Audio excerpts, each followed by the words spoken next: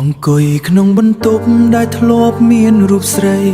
ក្លិនក្រអូបនៃសក់អូននៅជាប់ចុងច្រមុះស្នាមញញឹមដ៏ស្រស់ដែលបងធ្លាប់បានធ្នម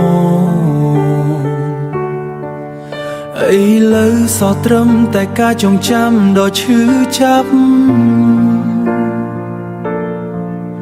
រាល់ជ្រុងនៃផ្ទះសុទ្ធតែមានរូបភាពអូន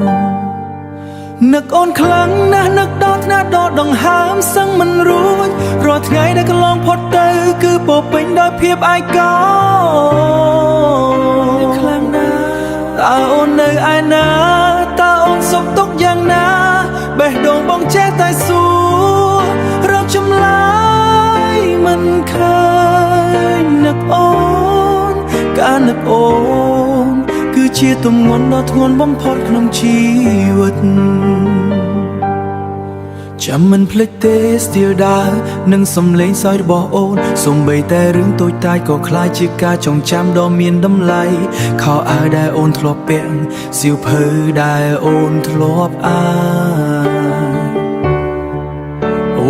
វ័យគ្រប់យ៉ាងដដែលលើកលែងតែម្ចាស់រូបបងព្យាយាមបិទភ្នែកតែរូបអូននៅតែលេចឡើងមកពេលវេលាដើរទៅមុខតែចិត្តបងនៅកន្លែងដដែលជាប់ក្នុងអតីតកាលដែលមានរូបអូននៅក្បែរទោះដឹងថាគ្មានថ្ងៃបានជួបក៏បងមិនអាចបំភ្លេច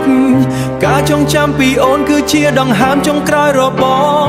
មិនអាចភ្លេចបានឡើយនឹកអូនខ្លាំងណាស់នឹកដល់ថ្នាក់ដល់ដង្ហើមសឹងមិនរួចរាល់ថ្ងៃដែលកន្លងផុតទៅគឺពោពេញដោយភាពឯកោខ្លាំងណាស់តើអូននៅឯណា